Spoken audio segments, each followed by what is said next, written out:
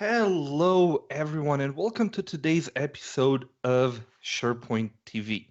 I hope you're all doing great. Thank you for joining us. Last week, for those of you who were there, we had an unexpected guest called Echo that joined us, but we've really worked hard over the last 7 days, and hopefully that guest is not going to join us today.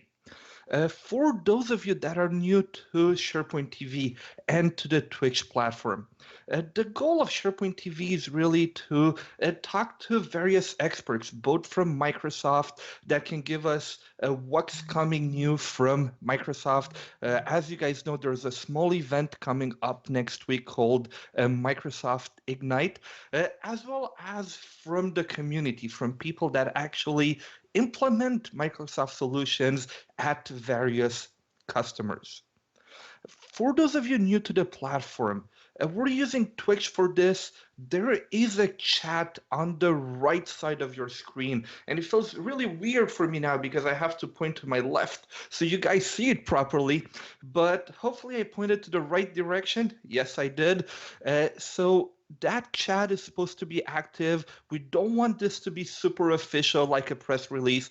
If you guys have any questions for me or for any of our guests, please put them in the chat and we're going to get to them as soon as we can. Before we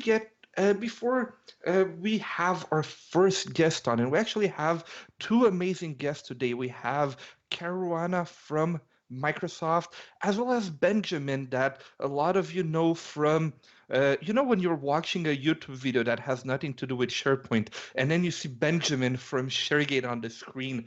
So a lot of you, I'm sure you know Benjamin. But before we get to that, we'd love to give a big thank you to our sponsor, Valo Intranet. So let's take a look at a 30-second video made by them, and then we're going to get back to our experts.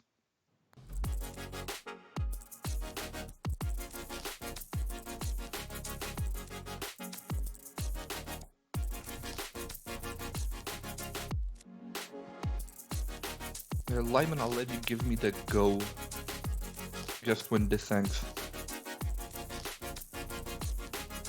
Yes.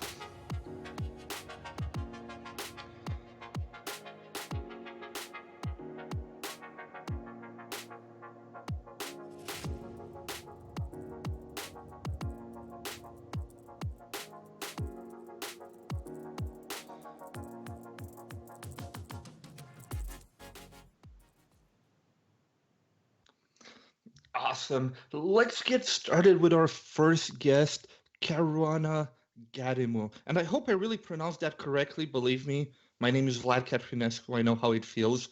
How are you doing today, Karuana? Hello, Vlad. You did just fine. It's okay. It's Gatimu for the record, but you got the first name right. That's all that really counts. Like I said, believe me, I know how that feels, so I always try my best. Thank you for having me.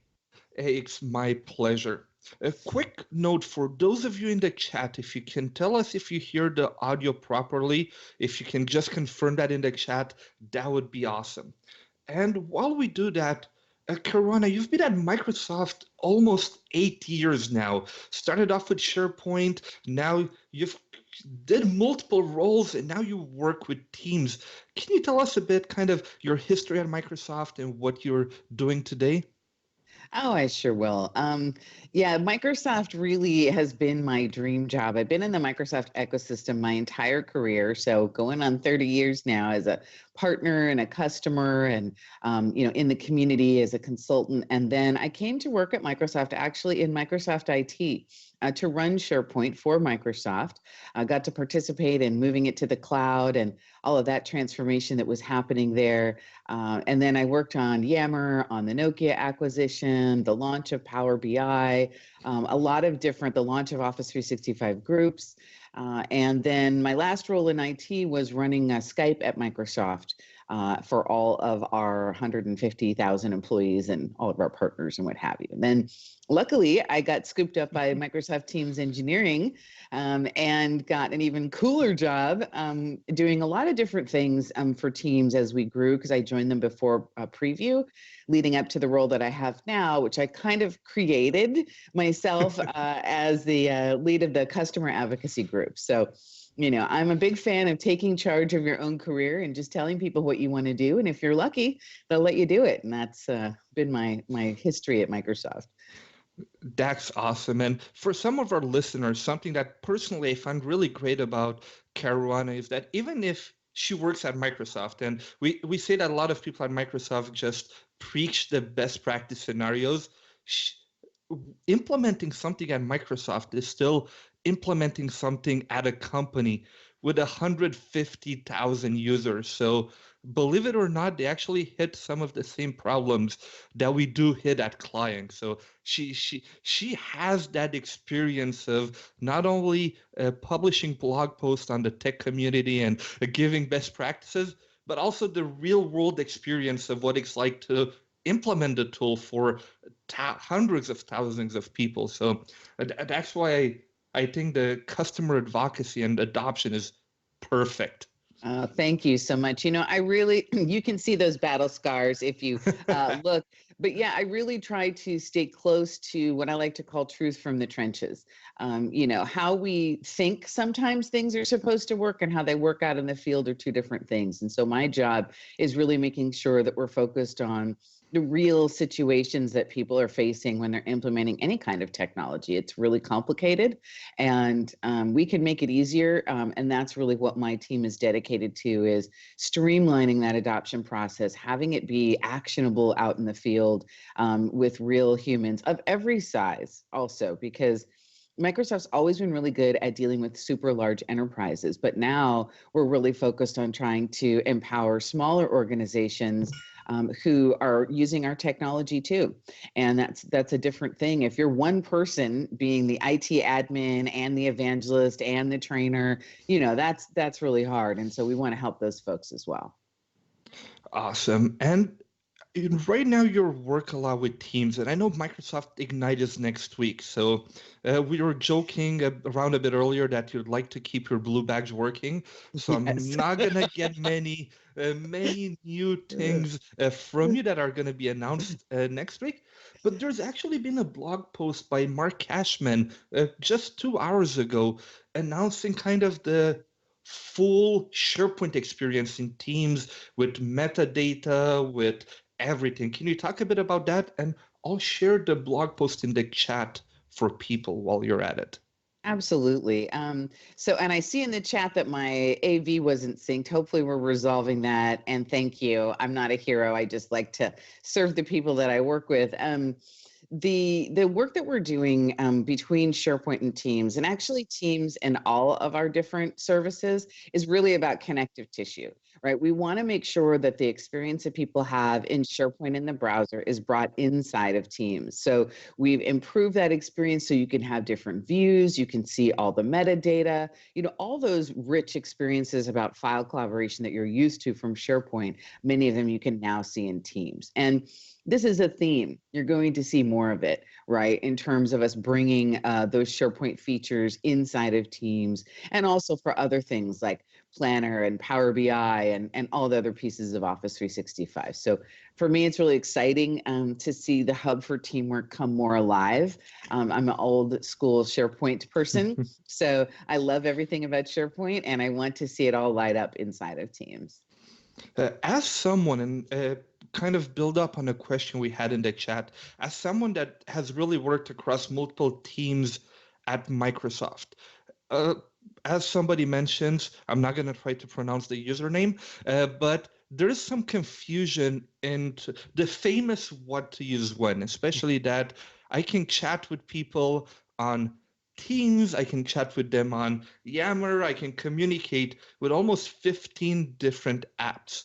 How should a company really promote the different apps inside the Microsoft 365 ecosystem, and what boundaries should they set in what goes where, kind of? Oh, that's a great question. And I answer this all the time. I'm a little responsible for the confusion because I did participate in all that messaging before Teams. But you have to remember, one of the reasons Teams was created was to bring all this together. We knew we had created a fragmented collaboration experience to a great extent. And we really wanted to create this hub for teamwork. So when people are working closely together on projects in organizations with inside a company, it's great to have that communication happen inside of Teams.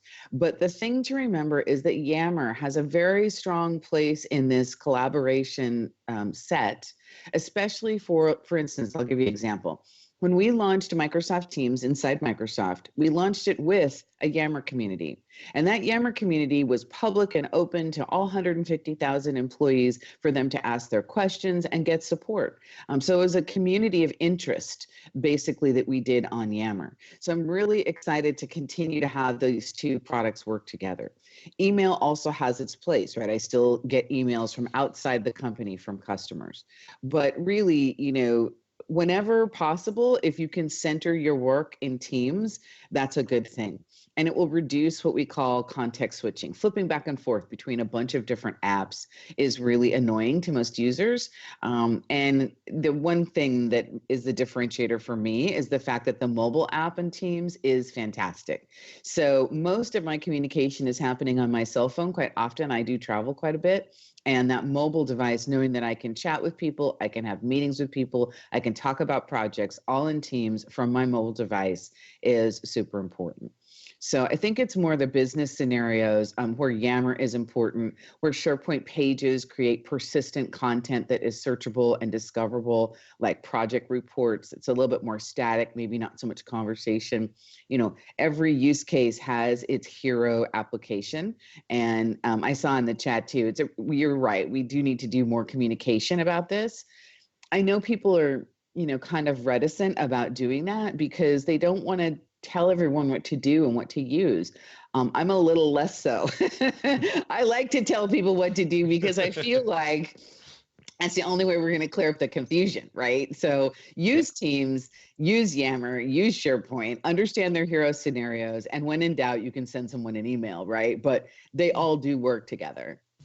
Do you personally see email kind of reduced from internal and external to only external users right now, at least in your experience? Yes, I do. But I am in a unique position. Not only have I been using Teams since before it launched to the public, but I own a portfolio of work inside of Microsoft. All of my work, I moved to Teams. So if you want to talk to me about anything that my team is doing, you're going to do it in Teams. And that's just how I work now. But I've had the luxury of being assertive about that, which I do tell customers to do. Like, be clear about where you're going to collaborate on a particular project. Are you doing it in Teams? Are you doing it someplace else so people aren't confused? But my email is way more usable now. As you can imagine, I literally get thousands of emails a day. And a lot of them were, hey, are you coming to the meeting? Did you update the deck? Did you, these little conversations that are best done in chat. So all that has moved to chat. I get official emails now, because I'm official communications from, like, say, our HR department, and I get external email. So, it definitely has reduced, and I'm grateful because now I can actually try to keep up. Yeah. Good at. If you've ever sent me an email, now. you'll know. I feel important now that out of 1,000 emails per day, you actually answer mine most of the time. So it makes me feel better. I do answer yours. And something, I use rules and alerts and Flow.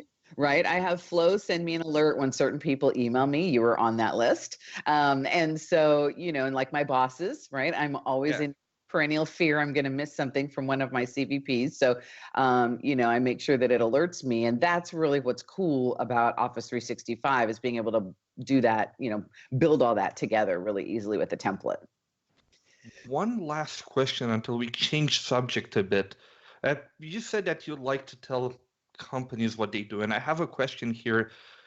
How do you decide between a Yammer public community versus company-wide teams that we have now? I think up to 5,000 users, if I'm not mistaken. That's still the technical limit. Yeah, size is really the first issue. So, a company-wide team was not an option for 150,000 people to give support on a core product, or for an organization-wide team, obviously for a company the size of Microsoft. But the other thing is feature set. One thing about Yammer, which I really love, is the ability to hashtag conversations to aid in search and discoverability. There are features inside Yammer that are more common for an online forum like that, that make following the conversation a little bit easier. We are taking a look at some of those things in our chat feeds, but for now, I definitely defer for those broad communities to Yammer. But one other thing another decision point is, do you already have an investment in Yammer? Have you already been using it so your users are familiar with it? If you're when I work with smaller organizations under 5,000 people, that's my first choice. If you're already using Yammer, then keep using it and extend it. If you're not and you're rolling out teams and you're under 5,000 people, it may make more sense for you to have a consolidated experience all inside of Teams. So how many people are in your organization? Are you already using Yammer? Do you need some of those forum specific features that you will get inside of Yammer? Those are the decision points I usually tell customers when I'm working with them. Okay, and I said that was the last question, but that was from the chat. I have a personal one now. Sure. Uh, there's always been kind of, when we used to be only SharePoint, and SharePoint was the thing. And then kind of Yammer came along with the acquisition, and all of us SharePoint people made jokes about search in Yammer. Because yes, there's hashtags, but search in Yammer was never, at least the joke kind of in the thing, was never as good as SharePoint. Yep. And now we have Teams as well, which honestly, Teams, at least personally, I still wish I had a bit more filters that I can search on Teams. For example, search only in the conversation starter, or have more ways to find information, especially now with a ton of Teams, a ton of chat. Is it something that Microsoft is investing on, like search in Microsoft Teams? Absolutely. Yeah, I remember those jokes about Yammer search. And also a lot of people never had good search experiences even in SharePoint because they hadn't tuned their search. They hadn't done any Yes. scopes, they hadn't done any work to it. So, just their out of the box experience wasn't awesome. But with the release of Microsoft Search, there's a lot of work happening across the applications to wire into that, to improve search across everything. And so you're definitely going to see improvements there, and also in the client itself. So I won't preview any announcements or what have you, but just know that people wonder if we actually read our user voice. So there's two things I would say about that. Number one, we read it every month. I read it constantly. My team is in charge of user voice, and we take all of that feedback directly to the engineering PMs so they understand the top issues.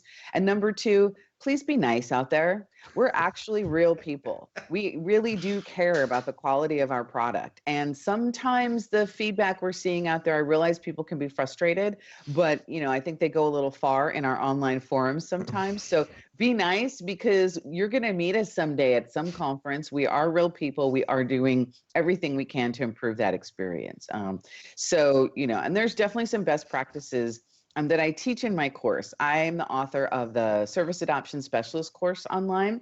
And some of these best practices and things that I'm talking about, you can learn for yourself in that course and then earn a certification that you can then, put on your LinkedIn profile or what have you. So yeah, search is going to continue to be invested in. And when you have great ideas, please put them nicely in our user voice forum or upvote ones that are there already. Thank you. And that's really important. And we're kind of seeing this a bit more and more, where in a way I see that people are passionate, and that's why they communicate the way they do. But yes, it's important to remember that even if the product doesn't fit all of our needs, be nice. And I'm being part of a product company now, so I fully understand how you guys must feel with just a bit more users than us. Yeah, just a few. But something, I don't think, for me, I definitely appreciate people's passion. I'm a passionate person. I'm really into what I do. I'm into literally empowering everyone in the world. That, to me, that's not just some marketing logo. It's why I get up in the morning. But consequently, I do think that there's a way that we can be more respectful online and give our feedback without necessarily going out of our way to call people names. And so it's something I've Yes. definitely noticed in these online forums. And I think that we could do a little something about that. So that's my pitch Yes. for online civility, here on SharePoint TV. You've mentioned a bit about the Microsoft Service Adoption Specialist course. Can you talk about a bit about what it is, how people can get it, and is it free? Do people have to pay, or how does it work? Oh, sure, I will. So, adoption is one of those things that, you can get your degree in organizational change management or get a certification like with a framework like ProSci, but that tends to focus on the people side of organizational change, which is very important. I really saw a gap in focusing on the service adoption side with specific tactics and strategies for driving adoption of something like SharePoint or Microsoft Teams or OneDrive. And I also saw a lot of people who had seats at the table in these teams around the world that didn't have the same kinds of letters after their name as many of the IT pros that I work with. So I thought it was a gap. So I wrote this course kind of as an experiment last January and put it on edX. And I know you have the link that you'll put in the chat to it. It's free if you don't want the actual certification. If you want the certification, then there's a $99 fee, but you can go and take the course itself and use all of the material there. And it's met with really fantastic success. I've had over 17,000 people take it since January. Wow. It has the highest conversion rate to a paid certificate of any Microsoft course that's been launched. And I feel that feedback that I've gotten is because people really understanding that adoption is the key to return on the investment of these types of services.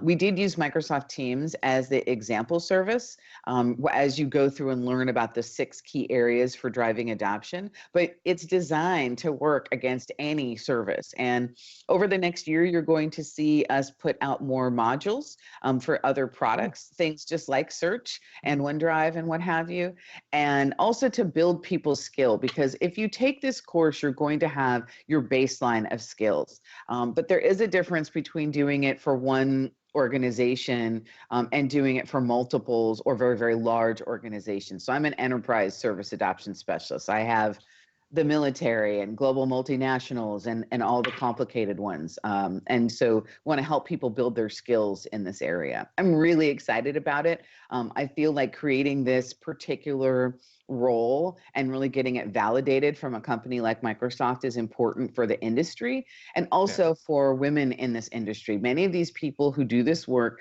come from a communications background, not necessarily an IT pro background. And I wanted to provide them with a defined path for how to have a job like mine, because people ask me all the time, how'd you get your job? Well, here's how I did it. And So you bring a great point that traditionally Microsoft certifications have been super technical. yes, You're either an IT pro on how to deploy, manage, PowerShell, automate, or you're a developer. that's right. And those were the only 2 options. And this year, actually, for I guess all of us here are Microsoft 365 in a way, there's now 2 options for you. First one is the one that Karuana mentioned, which is really focused on adoption. And there's also one called Microsoft 365 Fundamentals, which can be very useful for a lot of, and I mean, the way that it's marketed is really for anyone working with Microsoft 365. It's not how to deploy it, it's not how to manage it. It's called the MS 900 exam. And it's really about knowing what are the benefits of the cloud? What's included with Microsoft 365? What does Team do? What does SharePoint do? What does Intune do? Kind of an overall view. And I think this is great because business users never had the opportunity, like you said, to add those badges on LinkedIn or to have those letters after their name. And Microsoft investing in that is really awesome. Yeah, we really see that as important. And one of the pillars of driving adoption is technical acumen. I've been a business solution architect for a really long time, and I can't do that job of listening to customers and helping them if I don't understand the technology. And that was always the difference between me and maybe other folks, is that I'm passionate about customers and I listen really well when I'm working with them about what their needs are, but I understood the technology deeply so that I could craft something that they actually wanted to use. And so I feel like, that's really true with M365 as we bring all of these things together with Windows and other components and everything that's available in Office 365, the Power Platform and Dynamics, all of these things. It's really important to know how to work them together. One Yeah. thing I'll say to the audience, though, is, pick a specialty. Pick a thing you want to go deep in, because it is no longer possible to be deep in everything, right? I'm reasonably deep to 250, maybe 300, and I don't know, 8 or 9 different services, but it's my job. It's what I do every day. It's a requirement basically. But out there in the real world, there are other things that people have to do, and so pick something that you really enjoy. If you're not having fun in this business right now, if you're involved in it at all, then you're missing something. This should be enjoyable for you. The last thing I'll say is, for those of you who maybe participate in that course, I also run the Driving Adoption Forum on the Microsoft technical community, and you can come out there and ask questions about the course. You can meet other like-minded people, and that is aka.ms Drive Adoption. And you can come out there and find other people who are doing what you're doing. And there's lots of information about that you can find at our main Microsoft Adoption Hub. And, especially if you're doing any kind of training on Teams, we've got a lot of training materials for you. I saw someone in the chat talking about doing events for Teams and, tips and what have you. I have so much more for you than tips. So, definitely go and check out Microsoft Adoption, join us in the community, and, have fun with us. We're kind of fun people. We like technology and we like each other. And so, we like to have a good time, and we like to make sure that you don't feel lost and alone, especially if you're the only one in your company who's thinking about adoption, who's thinking about how to roll out Teams. There's no reason for you to feel like you're all by yourself. There's lots of us who are doing this work, and we're here to help. And I've also shared your adoption resources.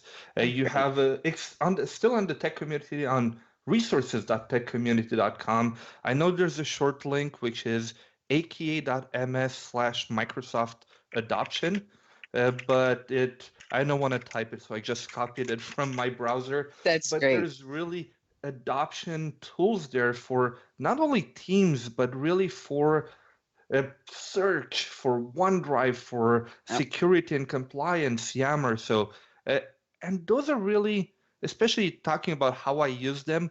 When you want to do a presentation to different companies, when you want, or to your company, getting some of those resources, there's usually slide decks in there, plans.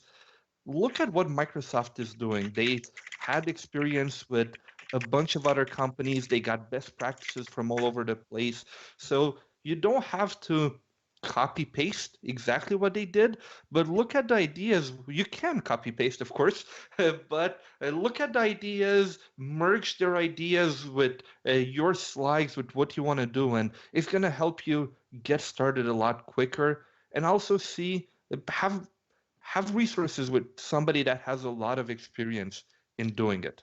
Yeah, and absolutely. And I did put the short URLs in the chat window because we move those pages around quite a bit. So I wouldn't bookmark the actual resources page, especially with Ignite coming up, but definitely those 2 short URLs will always work for everybody who's watching. And, take our stuff, let it accelerate you. Don't start from scratch. I've got project plans, I've got customer success kits, I've got forms and feedback forms. I've got lots of stuff out there and across all the services. And the last point I'll make is on that adoption hub that we just posted, there's a fantastic segment and resources about governance for teamwork.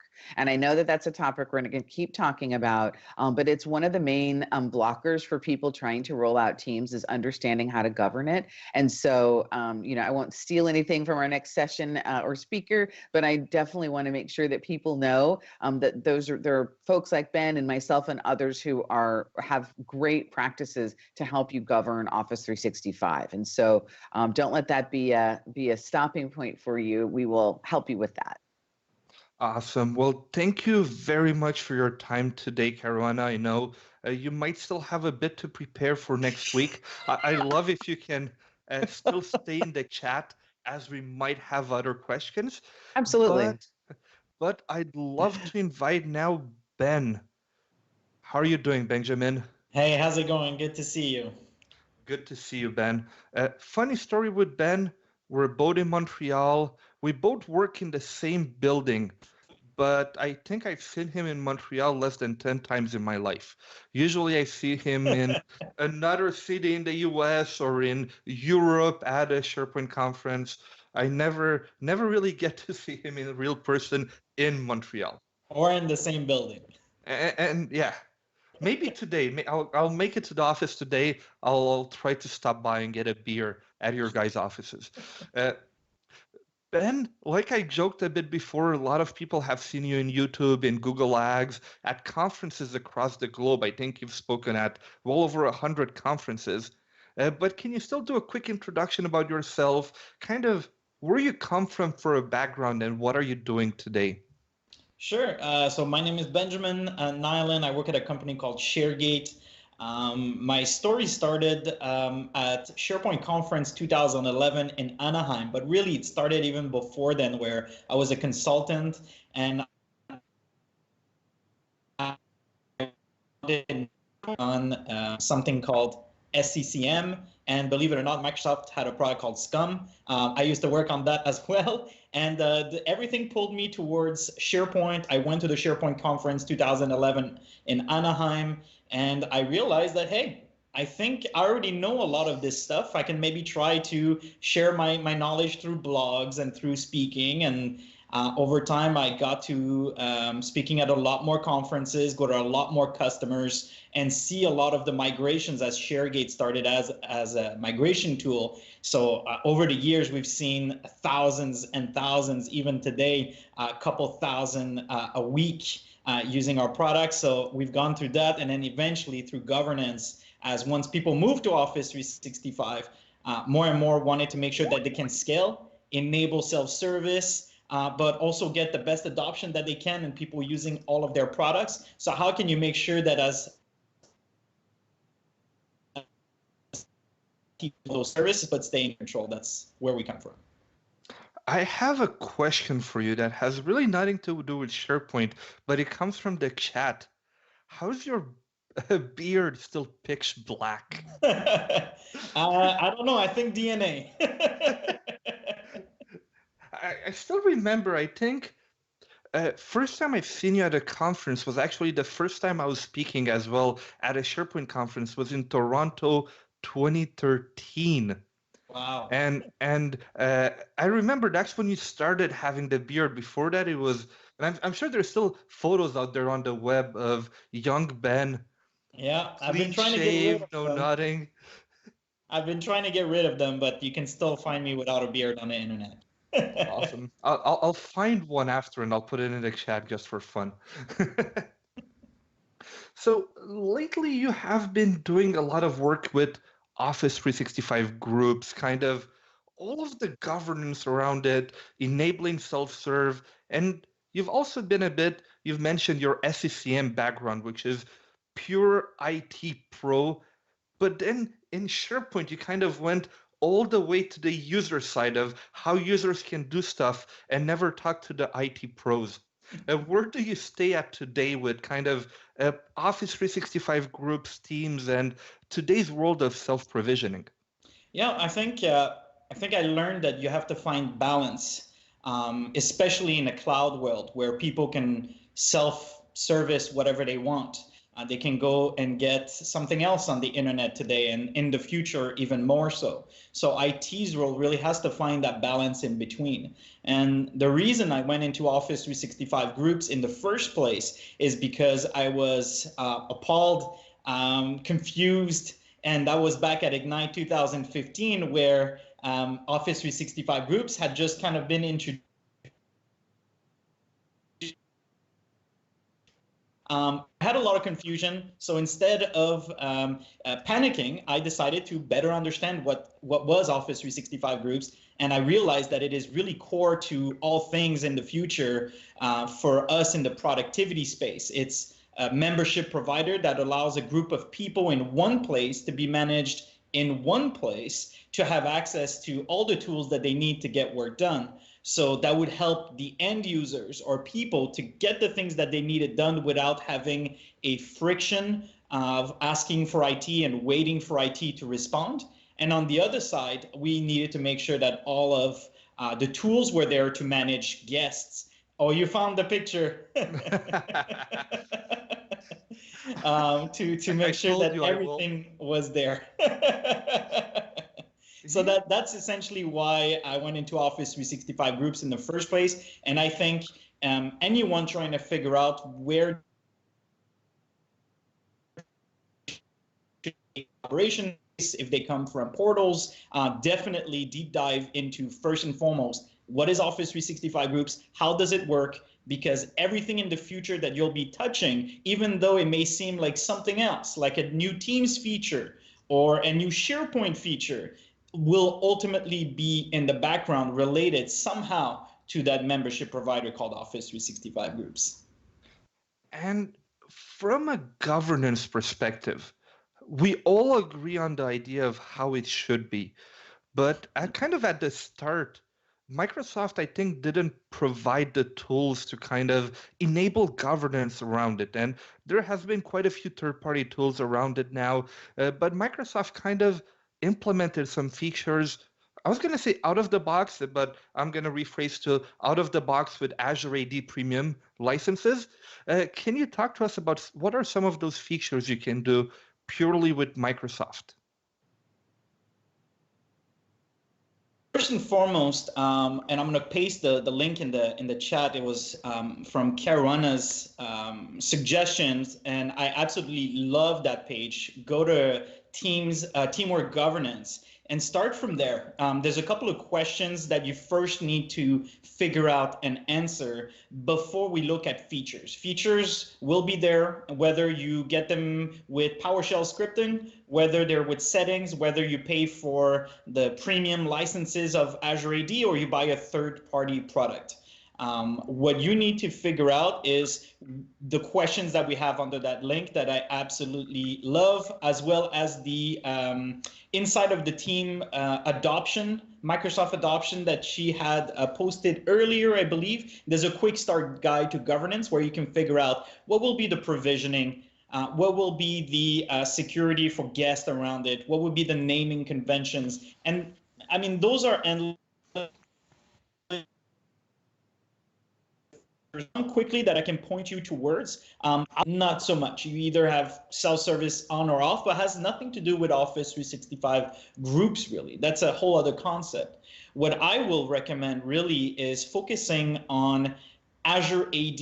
Most people don't realize that your Office 365 groups, which are behind the scenes of your Teams deployment, behind the scenes of your team site deployment connected to groups, right? All of this is behind the scenes in something called Active Directory.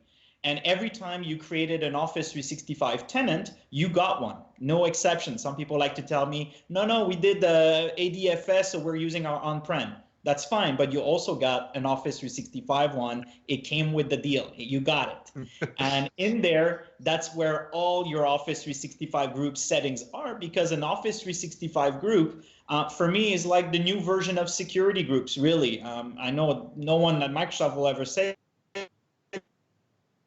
that, but see it as an upgraded version of that. So where are security groups typically? Well, they're under groups in your Active Directory. And that's where you'll find settings like the expiration policies that are under Office 365 groups. And then the expiration policy just got upgraded.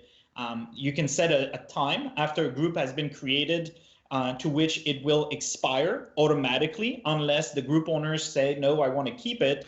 And now they've got upgraded where they check regularly the user activities of the group. Yeah, that's something that I wanted to talk about, because the way it was before is you kind of set a time. Groups expire after, like, say, 180 days. And whether you use them or not, it would send that email, hey, your group is expiring unless you click that button. And people would freak out of like, why? I'm using it every day. Why do you want to take my group away? But now it's user-based, well, based on user activity. What does that mean? What does it mean? Well, it varies. They have a list, which I can never remember by heart, apologize, but it'll go into your SharePoint and it'll see what type of activity is still happening. This may be views, this may be new files deleted or edited. Same thing in Teams. In Teams, I believe they check whether or not somebody visited a channel. So there's a couple of things in various products. If they detect a user activity, then they will automatically renew the group for another period of time that has been set in the Azure AD settings for that. The thing that you have to look into is how do you want to apply this? Is it going to be on all groups, some groups, or no groups, essentially? Of course. And that's going to be the expiration policy. There's, of course, the naming convention or naming policies that was added in Azure AD Premium as well, which allows you to add prefixes and suffixes. And there's a lot of debate around. I would argue they're extremely useful, especially in organizations where people can decide the name of the Office 365 group, where you have different divisions or different companies. Internally, we have 3 companies within the same company. So if you name something marketing, which one is it? Is it ShareGate marketing? Is it Office Vibe marketing? Is it GSoft marketing? So the prefixes can be automatically built, and that I find extremely useful to provide. And that could be geographical information. It just added value to the end users, which ultimately is findability. I know it's not a word, but finding their teams, finding their, when they're searching, the relevancy of it all is quite important. And I think you also have blocked words. I guess it's a governance feature, but not related to expiration. You can also block some words as well, right? Yeah, I find that if we're being honest, I feel like this was added particularly for the education space with students. I mean, sure, you can of your group to be exact words. You can upload a CSV file and it takes care of it, but you really have to add all the words and all their variances. I mean, I've never had that problem in organizations that like you shouldn't use bad words in the name of your groups. And students in the education space, I can definitely see it for sure. That makes sense. We talked a bit about licensing with Azure AD. We talked about self-service. And there's been quite a hot topic on Twitter recently, which I think is going to be big at Ignite. And I'm sure Karuana is a bit happy to not have to take the question about Power Apps, Flow, licensing in general, as well as the self-service licensing, that now a user can just go, try to do something. Microsoft tells them, hey, you don't have the license to do this, but you can buy it without actually going through IT. And how do you feel about that? I'm probably going to be a black sheep amongst a lot of people, and I'm actually okay with it. So I've been staying quite in the background, and I understand it. Don't get me wrong. As helping IT, I totally understand the concerns, the governance needs around it, but that can definitely be managed. I find in a world that we live in today, where a department, communications, whoever, teams today can already do whatever they want in all transparency in what we've seen. Organizations like, well, I can get it done. I'm going to go on the internet. I'm going to find a product that helps me, and we're going to get it. And so I would argue for IT, although we should definitely plan this, we should definitely look at what are the licenses that have been added. How do we get visibility in this? How do we manage new licenses? And if they are being used, if somebody buys it, is there the right?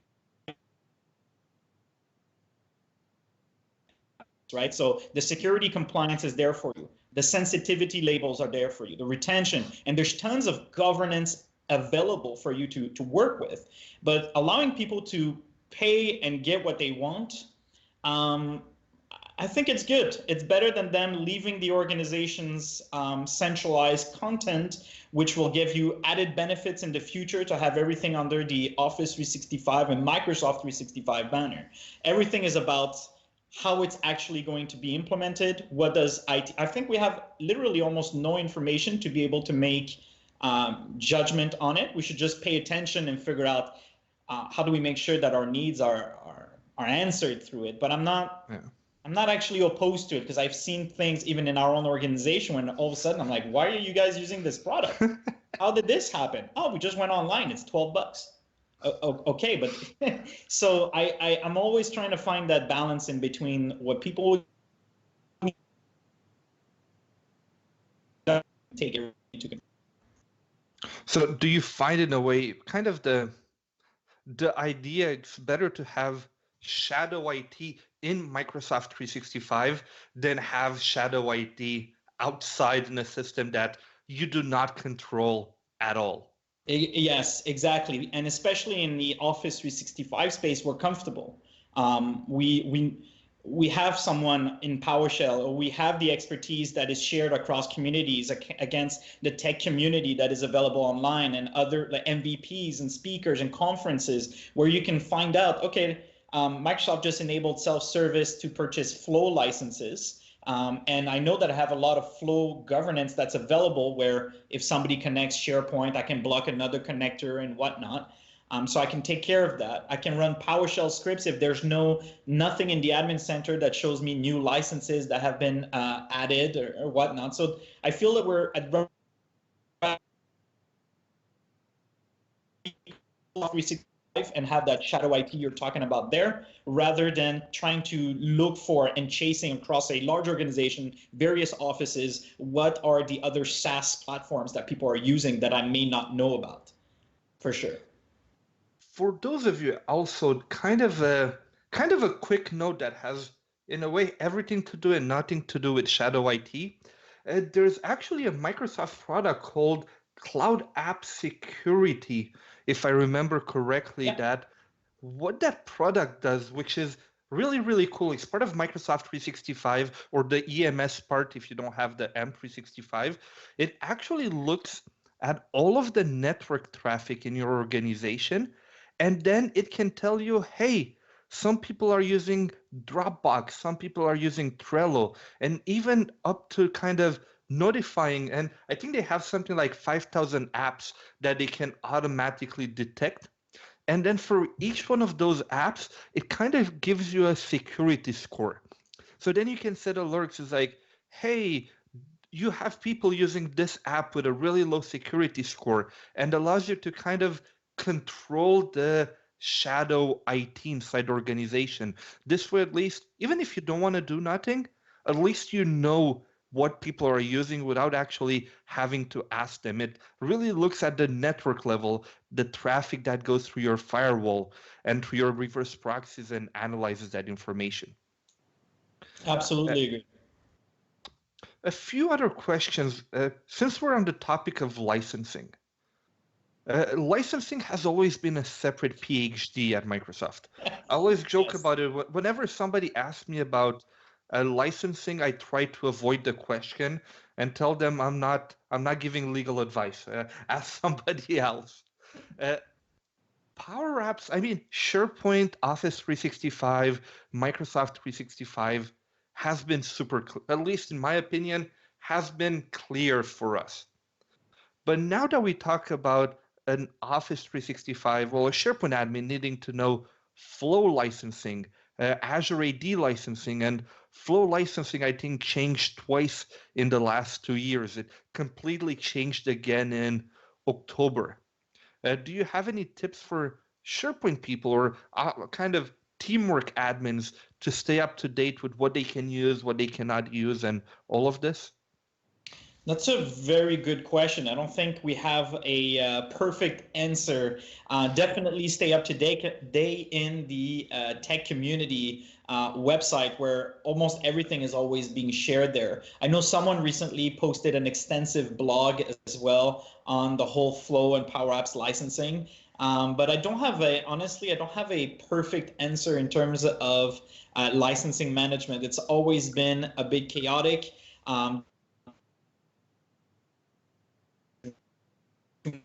A very, very difficult question to answer. So it still remains a separate PhD. Yes, I think so.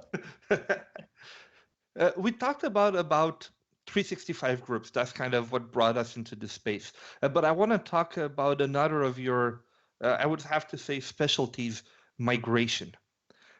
There has been a big news announced by Microsoft this week. Again, another kind of something I was not expecting before Ignite. Microsoft acquired Mover, which is an Office 365 migration company. And just as a fun fact, at least me personally, I was super confused because in September, Microsoft acquired Mover with, I think, 1O or with one R, and this one is almost exactly the same name, but it has like something different. And one of them is a Mover for Azure. This one is for Office 365, so SharePoint, things like that. How do you see the future of, in a way, the SharePoint migration tool, this company that Microsoft acquired, and the whole migration space now? And what do you think about Microsoft decisions to acquire that company? There's a couple of parts to that question. Of course, at first I was confused because it just came out of nowhere for us. But I think first it's a great news for the industry that we're in.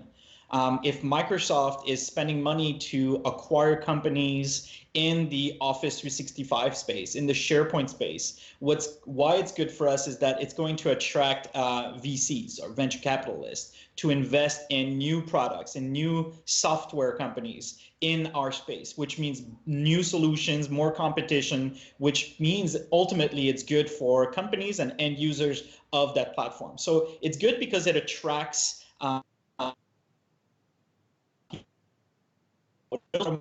left, right? Microsoft would not acquire a company for something that is about to finish. So that means we still have a lot of migrations available. And in other, a lot of people ask me, what do you think, what does that mean even for you? Or what does it mean in generally speaking about this Mover acquisition? I find it's actually pretty straightforward. If you look at the Q1 earnings at Microsoft, you look at the revenue growth for Office 365, and you see that they acquire more and more seats, and it's an amazing space to be in for us as vendors as well. But the revenue is not necessarily growing exponentially. So what are we seeing now if we're being analytic a little bit over the situation? We're seeing more and more push towards upselling existing customers, right? So we're seeing new premium offerings, we're seeing licensing changes. So we're trying to see how can we increase the value of individual customers is what we can observe. Able to get customers when we feel that we've gotten a lot already, speaking as Microsoft. Well, it's going to get them from other cloud vendors, such as Google Drive, such as Box, such as Dropbox. And if these customers, these potential customers from Microsoft are in another cloud, what is one way that Microsoft can remove the friction and remove the barriers in those people's decision-making is by providing a free migration offer for that. So when I'm looking at the Mover acquisition, I see it as not at the very least competitor to us necessarily, because it's to help remove the barrier for customers on Google Drive, on Dropbox, and off Box to be able to come easily to Office 365. And the same way the free SharePoint migration tool has tried to do that as well. But all these tools are always, as the name implies, mover or move. So take the things as they are and move them forward this layer, if you will, of migration where you're just moving, and there's going to be still a lot of opportunities for more, how can I say this, more complex migrations where you need to do applied transformations, where you need to modernize at the same time, or others that, and obviously ShareGate, but also our competitors who focus on that experience. So that's, for me, the what I saw from that acquisition is really a play to get new customers into Office 365. And for the migration tool, it's been a great tool, but I think, like you said, it's been so SharePoint centric. Only file shares, SharePoint 2013, and SharePoint 2010, I think, got added recently. But being able to bring the stuff from Dropbox, from Box, from Google Drive, I think that's the big use case that will happen. I still don't know, and again, maybe I haven't been on a lot of calls recently, and I think that's going to be a bit of a challenge for Microsoft maybe in the upcoming months. From a communication point of view, we don't want to have the same thing with when to use what, having 3-4 different migration tools depending on what you want to do. If you want to go with Azure, if you want to go in 365. So it'll be really interesting to see how Microsoft will manage the communication about now having, if you look only in Microsoft 365, 2 migration tools. And if you probably look at all of Microsoft, I think they now own like 5, 6, or 7 migration tools when you look at all of the different things in Azure. So it'll be really interesting to see the communication and all of this perspective from Microsoft next week. Absolutely. We only have about 3 minutes left. Is there anything else interesting that you wanted to share? Fun fact, Ignite tip, how awesome the beer is at your office, Ben? I mean, definitely pay attention to Ignite. Most people don't realize that although there's immense value in actually being present at Ignite, from the conversations that you can have with the product team, with the speakers, the expo halls where a lot of the things happen after the keynotes, after the sessions. Don't forget you can watch them online and access them sometimes afterwards. So Ignite is not just the moment and the event or in Orlando. It's really, it's digital as well. So make sure you follow if you can, remotely, digitally, if you're not going to be present. Otherwise, come and say hi. Awesome. Well, thank you very much, Ben. Thank you, Karuana, as well. Thank you, really, both of you, for taking the time and sharing your knowledge and your how to keep the beard black personal tricks. I'm sure those are appreciated by everybody. I actually have quite a big announcement for the next episode. We have really 2 special guests, but before we get to that, we actually have a really nice video from our producer sponsor, SharePoint Conference for SPC 2020. And right after that video, we'll be back and talk about next week. I'm Karuana, and I've been here in the SharePoint community for a long time. And I love SharePoint Conference. But I love it maybe for a different reason than you might think.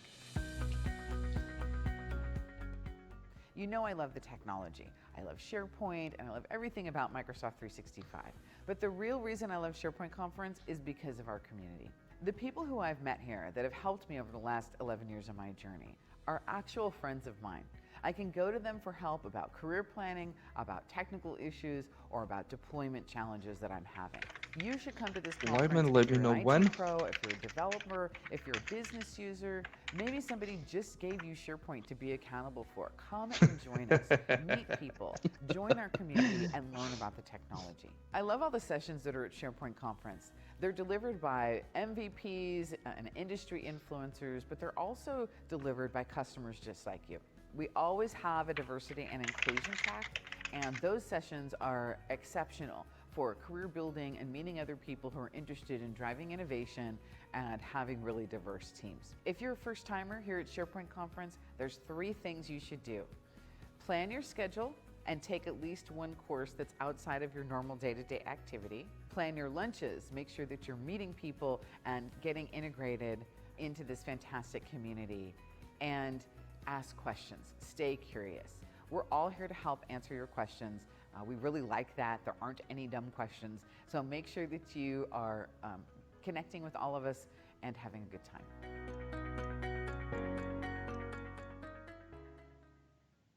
time. We're at the top of the hour. Please remember to share the link with your friends. You can follow the Twitch channel by clicking the heart icon up top to the right of your screen.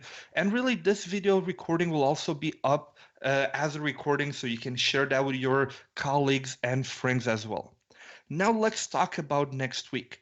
Next week is Microsoft Ignite.